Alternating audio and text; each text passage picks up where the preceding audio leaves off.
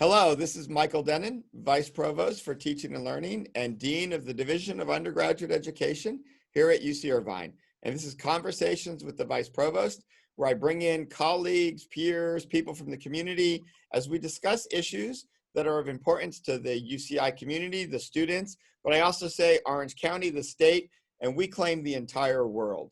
So it's exciting to have you here with us. It's really exciting to have my guest today, Kevin Huie. He's our Executive Director of Student Success and the Director of the Student Success Initiatives, a critical function within our Division of Undergraduate Education. So Kevin, great to have you here. Great, thanks. I appreciate you having me on.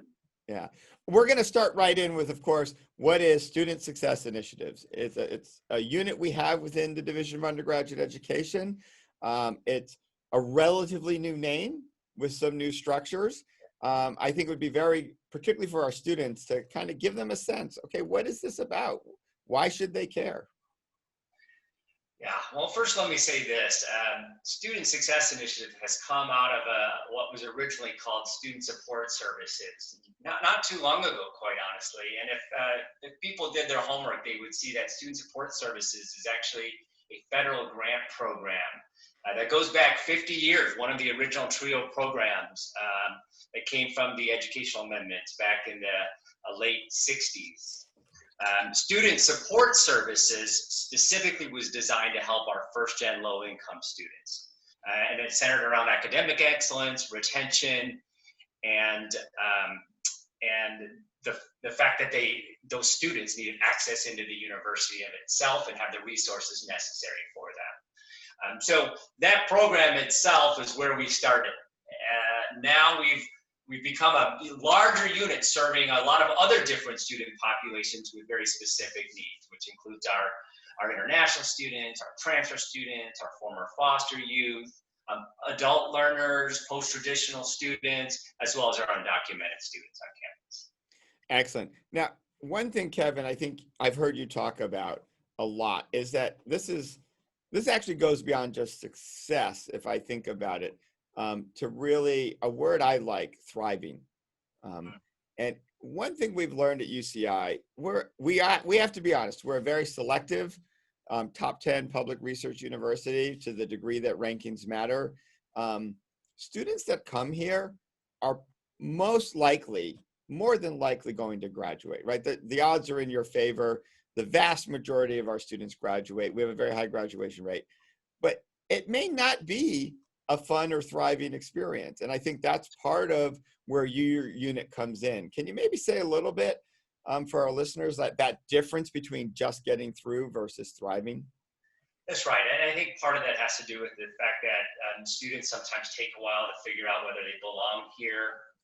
Oftentimes, students have come in with a sense of what we call imposter syndrome, that maybe they don't belong, and they start believing that if they don't do well for one reason or another, or if they haven't found a niche or a community to be a part of. That's one of the things I think we do really well. We allow our students to find community on campus with all these different programs. They have peers that are going to be working with them as soon as they come in, and they've got a go-to person. One of our staff members, our counselor coordinators, is looking out for them and trying to plug them into the right places, really at the right times, in order for them to be successful and to thrive on campus. You know, one thing I noticed both in my time way back when as an undergrad, but also I've been here almost 24 years now. And students who, particularly now at the level of UCI, most students coming here, you know, their experience of high school was pretty much getting A's. If you look at our incoming GPAs, you know, I don't know, the median GPA is 4 point something, right? And it's not everyone, but most of the students, that was their experience. And I think you mentioned this, you know, some of our students don't necessarily have that context or support to understand the university is just going to be fundamentally different. And, you know, I like to tell students getting bad grades, particularly your first year at university, are not a statement of you being not belonging or not bad. It's just a statement about the reality of that moment in time. Maybe you didn't like the course. Maybe you haven't, had the support you needed. There's all sorts of reasons for it. And navigating that space, I imagine, is something your staff and the peer advisors are really spending a lot of time helping students kind of understand. That's right. Yeah, absolutely. I mean, I think you speak to two very important things there. First of all, the students' resilience, just being able to overcome the obstacles. There's a lot to be said about our counselors focusing very much on the students' strengths so that they can get through those times where they need to overcome the obstacles. And a lot of times those are bad grades, right?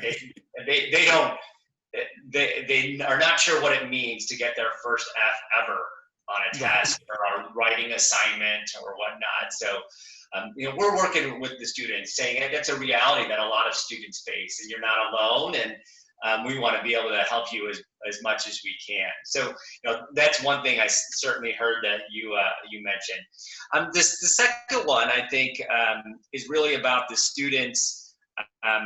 That kind of comes back to the belonging a little bit, I think, where, it's just trying to figure out, like, where do I go?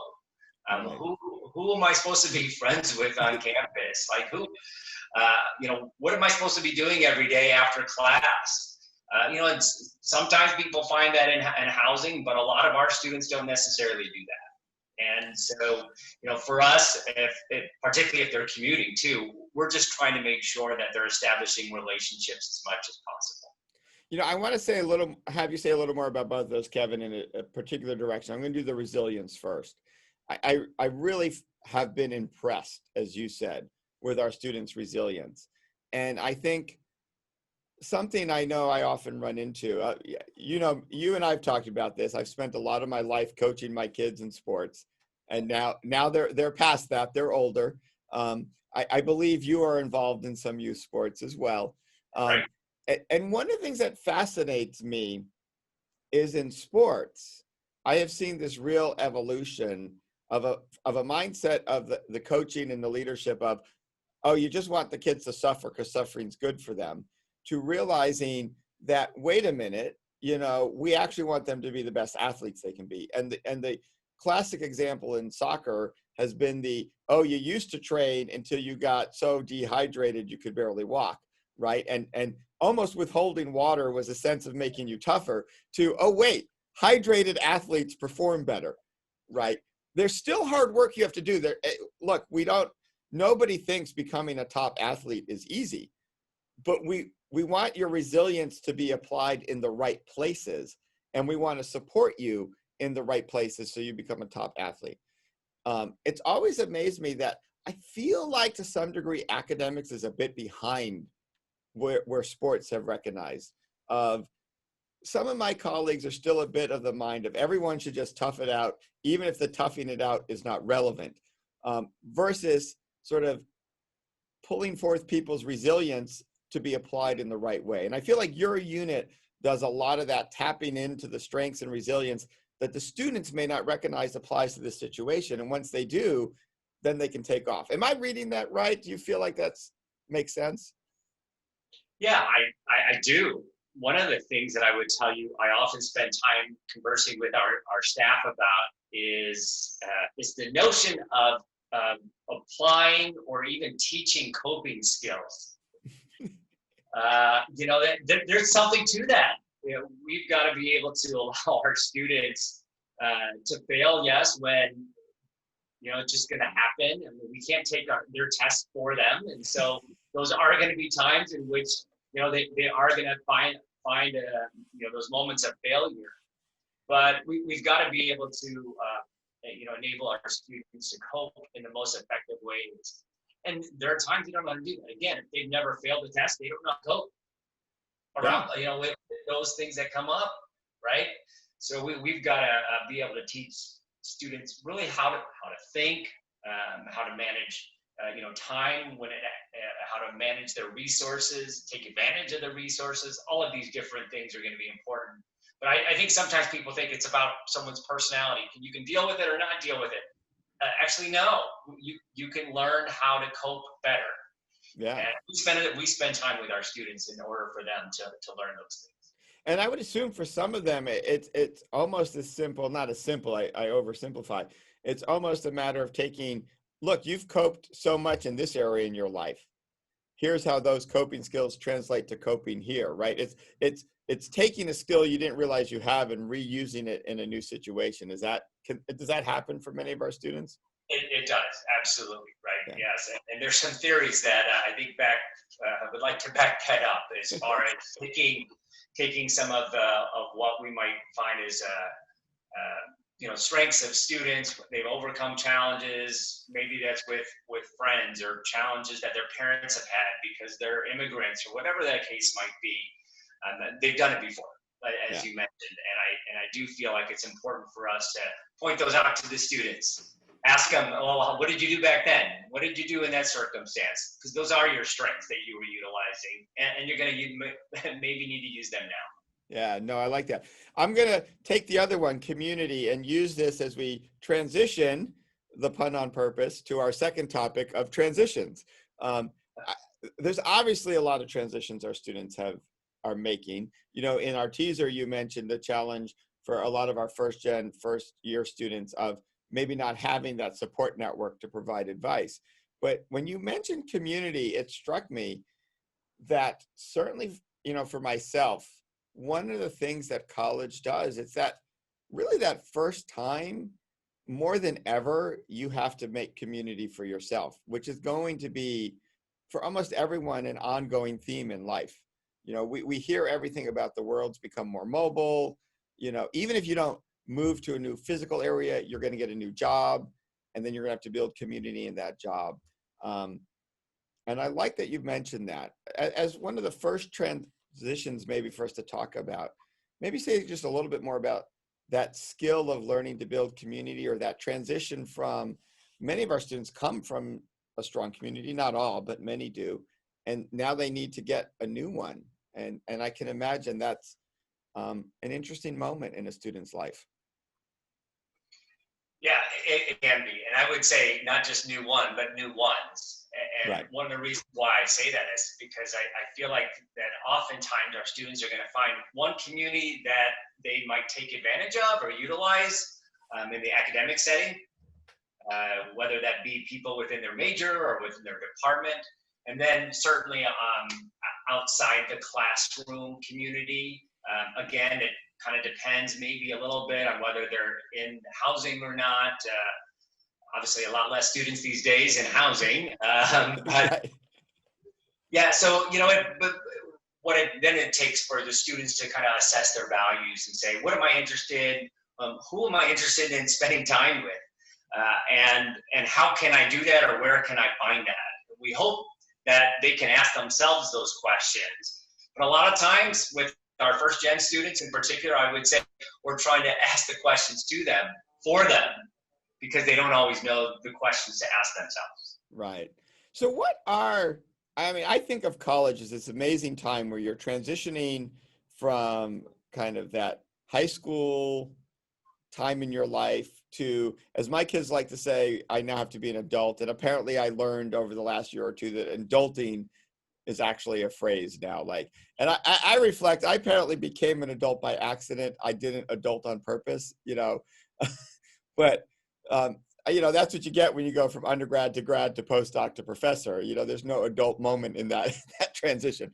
But there's a lot of transitions happening, a lot of growth. I would think, I find it exciting when I see that with my students that do research with me.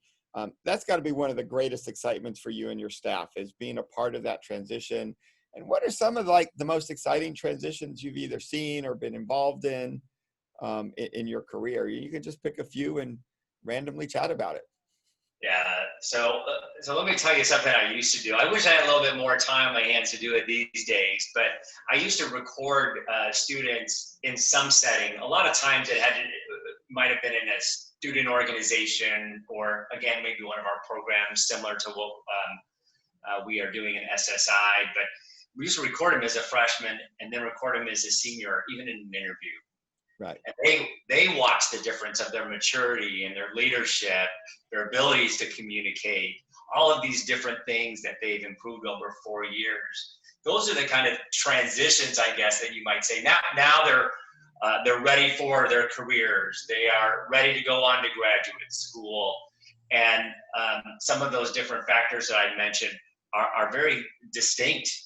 Those growth areas for our students are very distinct. They don't realize it as much until they watch it.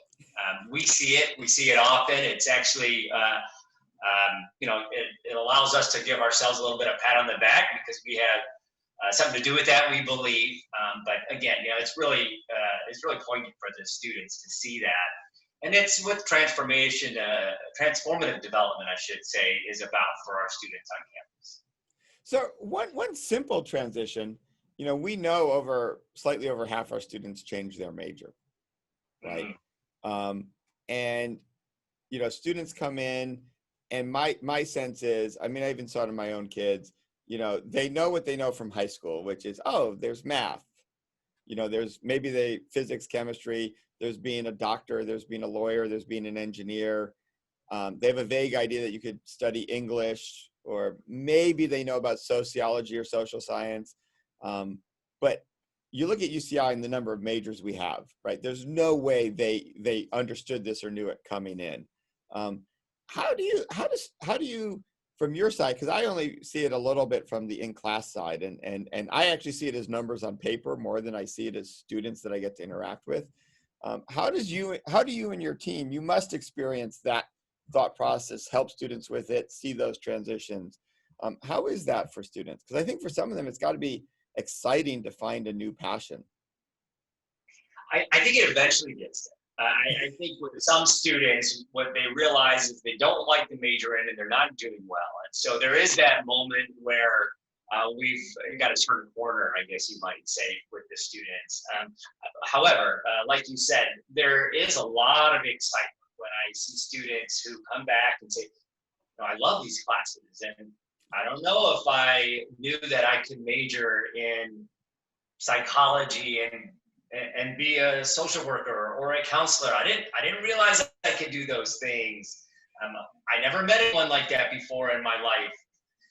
Little did they know they probably did, but they didn't think about it as a career. Like you said, a lot of traditional careers they think about, a counselor is not one of them, right? A social worker, for most, is not one of those.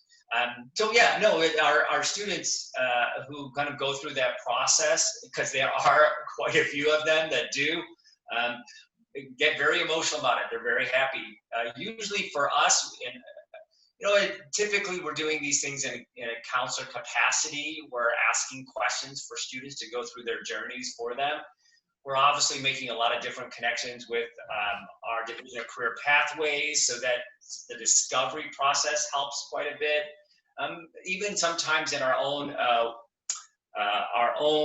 one-on-one meetings with students when we're speaking about their classes that they're taking. That's where we're really being able to do our work and help those students find their pathway. Yeah, you had mentioned, do you really see, I mean, we're very proud at UCI of the large number of first-gen students. And many of them, it's difficult. They don't necessarily have that social network of people who can really advise them on some of these things. And you'd mentioned some of them even have people who aren't really sure why they're here in their life. How does that transition? I mean, obviously we can't generalize completely. It's unique for all the students, but what are some of the elements of that transition that really we're working on at UCI? I mean, I know we have our first gen faculty initiative. We have a lot around the first gen students that we're trying to build. Maybe just comment a little bit for the listeners on that aspect of it, because it's such, I think, a part of UCI's culture at the moment. Yeah, I think it can be, there's a wide range, a very diverse number of experiences that our first gen students specifically can go through. And it has to do, I think, with some of their intersectional identities, quite honestly. Right. And I think a lot of times our students' race and ethnicity have something to do with that as well. This is something that many of our staff members in SSI would have learned in grad school. We think a lot about students, their cultural identity development during their college years, particularly for a traditional age student. Right. They oftentimes are learning about how to be with others like themselves and how to be with others maybe not like themselves. They're having probably to stretch a little bit to interact with other people in classroom if they happen to be an underrepresented minority in one way or another, because they may not have done that in their high schools. That dissonance that sometimes comes from those experiences establishes quite a bit of learning for that student. Right. And in that of it in itself, very much is a college experience, a typical college experience for a student who has those multiple and intersectional identities. And so, typically at times, I think for our students, they come out of college a new person, someone who's discovered a lot about themselves, and a lot about the world, and a lot about the people who they may not have interacted with before they came to college with. And sometimes that's some excitement. Sometimes for other students, I think it's it's a period in which they feel like that they may need to continue to grow a little bit. Yeah. And they're making their decisions moving forward, whether that's graduate school or whatnot. I think that they tend to see a lot more growth in the next decade of their life as well. No, that's awesome, Kevin. And it leads to our final topic, which I think, depending when people are listening to this, they may or may not be aware. You and I are recording it during a lot of interesting things. We're in the middle of the COVID pandemic. We are in the follow-up to the George Floyd killing events, where I think this summer saw, rightfully, I think, just a spike in awareness of institutional racism and structural racism and anti-Blackness in people's institutions, as well as in the US as a whole. Certainly in my lifetime, it's been experienced in a way that I haven't really seen it unfold. Or I should say, at least in the part of my lifetime where I was aware of the world around me. And so, at UCI, it's no different. We're really asking a lot of the hard questions. And I find a university is in a very interesting place in these sort of conversations, because we both see our public mission, right, of influencing what's happening out there. But if we spend too much time on that, we miss the internal change that needs to happen, because like anything, we are an institution with structures, with anti-Blackness and all of the features. So, balancing those two roles and making sure we pay attention to both is an interesting place. I think particularly for an institution like UCI that has been so proud of our efforts in the area of diversity, right? We take great pride in that, and you can argue how successful we've been, but it's certainly a point of pride. And so from your vantage point, I'm going to claim you have, because you do, a lot of experience in this area. You've worked a lot in it. What are some of the thoughts you have as UCI moves forward about strengths we can leverage, places we can really pay attention to, how we can kind of be engaged in both sides of those conversations that merges into change and not just conversation? Big question, Kevin. A lot of pressure on you and I to solve the hardest problems of the world. So, recognizing the amazing challenge of this conversation, I thought we could just share a few thoughts on that. Sure. Yeah. Well, I think that if I had the right answers, then my pay should go up. No, definitely. And if you do get it right, Kevin, we'll give you a raise. Well, listen, I made a comment earlier that I think it's really important that an institution have the leadership fully understand the challenges and problems that any university is going to face. And I think I can happily say that UCI does have both an understanding from our leadership, but also a commitment from the leadership. It's not to say I don't think we have problems, because I do think that there's things that we absolutely need to be looking at as it relates to how we address institutional racism and the structures within our university that challenge us. That being said, I feel like one of the most important things for any institution to do is to get as much buy-in from as many people at the university as possible. It needs to be a collective effort. I think, our political climate makes collective efforts very difficult. Yes. Right? I mean, there's these so polarizing opinions about different things, and the diversity conversation is very much that way too right now, right? And our current administration makes it that way, unfortunately. And I think it's really hard for us when it requires a collective effort to do what we want to be able to do. Every single person at the university has to look at the challenges that come with structural racism. Yeah. If not, then you never know when it just pops up or boils up to be a problem. Yeah. Leadership across the board has to fully understand what it means to have an inclusive environment where students are learning successfully, equally participating in everything that they need to be doing in order to thrive and succeed, right? And so the collective effort, I think, is the hardest part, particularly in a place like UCI with 30,000 or so undergraduates, another 6,000 graduate students. How many faculty and staff now do we have? 15 to 17,000 or something? Yeah. I mean, there's so many people and we're decentralized. Right. So I think that's really the core of it. The challenge is that we are a decentralized place, but the inclusive efforts that we need to make have to be centralized. We have to know where each one of us is going on the journey in order to be able to be as successful as we can for our students in particular. Our students have to be part of that journey too. Yeah. Kevin, that last comment is so important. And I'm wondering if from your experience in this space, do you have, and again, this might mean I have to give you a pay raise if you solve this for us, but tips around, I mean, kind of for our students. I see this in my own, for the listeners, I've mentioned this occasionally, like right now, I have a senior in high school, a junior in college, and my oldest daughter has graduated and is applying to grad school. She's been out for a year or two. But they're at that age where they deeply, deeply want to make a difference, right? They are not really part of the power structures yet, in ways that I am, certainly. And I think for students, that can be that almost tension and frustration of how do you help get something done when you're not even sure anyone's listening to you, right?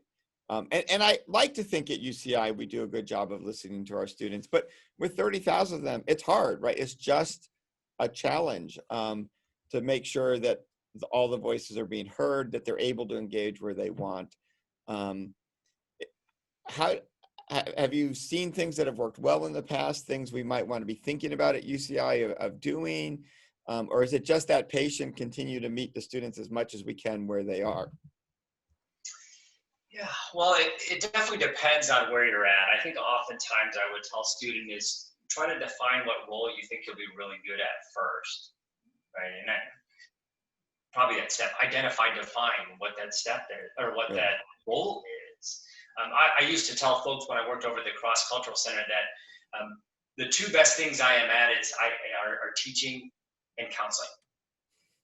If you ask me to do different roles, that might be very hard for me because that's not my training. Right. So these are the two roles I'm going to play as it relates to creating inclusive excellence at our university, right?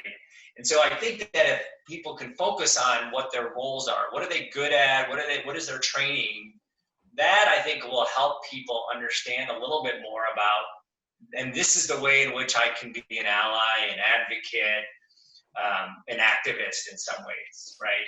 I think that if people focus on their expertise and their roles, then they can do that. Obviously, there's going to be somebody who says, I'm an engineer, this is what I do, how do I do that? Challenge and leadership is one. Even so much as with your children, Michael, I would say, do research. Yeah. Read, keep on reading. Look at nonprofits or look at what your city or your county are doing in relation to some of these things. See how you can get involved. Pick one at a time. One step at a time, I think, is really important. But I think sometimes people get lost and there's so much there, I don't know where to start. So identifying that role, I think, is going to be helpful. Kevin, that really reminded me, in one of our reading groups here in our office, you shared that very nice document that had that one step of building coalition. That's right. Right. And I'm wondering if for many of our students, obviously there's all the stuff you talked about is critical and gets you there. But once you've kind of felt like you have a better sense of your role, your strengths, a better understanding of the issues and the problems through research and reaching out, finding that coalition on the campus where you can most and best contribute and be a part of, it ties back to perhaps our earlier ideas of building community, right? They go together in this moment in time, I would think. They do, Michael. I think you're right. It's hard to do ally work, advocacy work on your own. Even the politicians will agree to that, right? Right. You are doing as much community building as possible.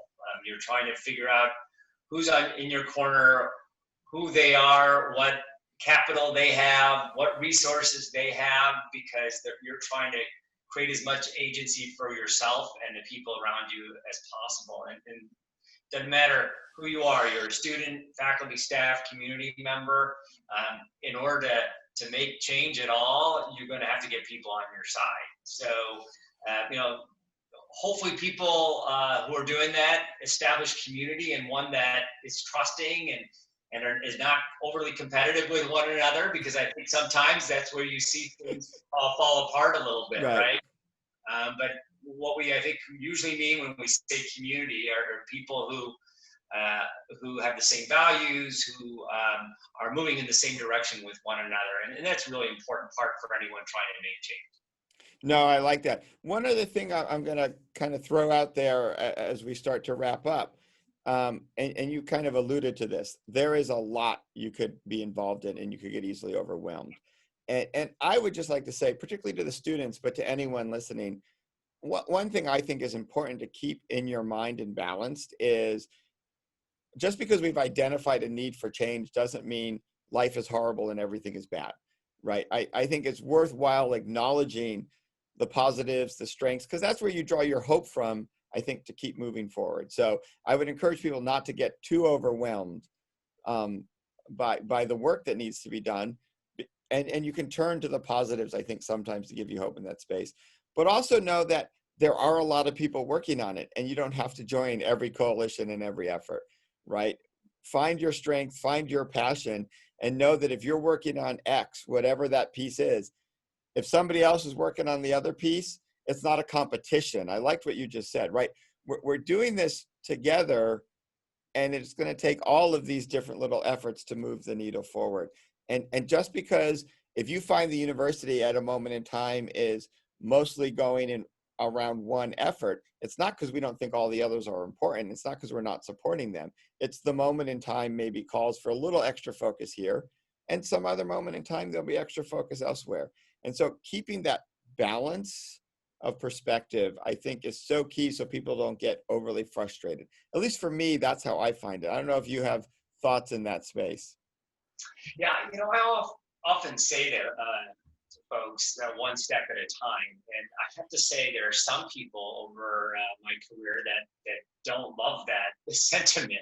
Right there, it's like there's urgency to the challenges that we are facing, and if we're too slow or we're not as committed as we need to be, then we're not doing it the right way. But I would say, well, if we don't take it one step at a time and we try step two before we try step one, step two is not going to work. I know that's a little philosophical in nature, but I think I could probably provide some examples of that. Yeah. You could probably think of some as well, right? Well, what I like about that, Kevin, is once again, it's not an either or, it's an and. Sometimes step one needs to be done with urgency, right? Like that's true. Yes. Right. So you for those out there who feel the urgency and the need to move quickly, I agree. Sometimes people are doing step one too slowly, but it's important to know what step one is. I'm totally with you, right? Yep. Urgency doesn't mean jumping to step two without doing step one, but it can sometimes mean giving people a little kick and say, you know what, it's time to finally do step one. We've planned enough. That's right. No, agreed. I'm glad you brought that up too. You know, Yeah. we put back. You mentioned earlier the diagram I shared, the cycle of liberation, Right. Bobby Harrell. But you know, Bobby was very adamant. I think in the article, and you're saying that listen, you can't just jump in the middle of the cycle here if it hasn't progressed to that point in the cycle. You have Right. to start by what's the first step was waking up, trying to fully understand the issues, right? If you don't fully understand the issues and you're trying to jump ahead, it's going to be really hard. No, it makes so much sense. Well, Kevin, thank you so much for your time. These have been really important discussions. I think our listeners are going to love understanding kind of this landscape. And really, at the end of the day, it's about helping our students thrive. And I think that's just a great goal, mission, and objective that we have here. So thank you to everyone for listening, and tune in for more conversations with the Vice Provost.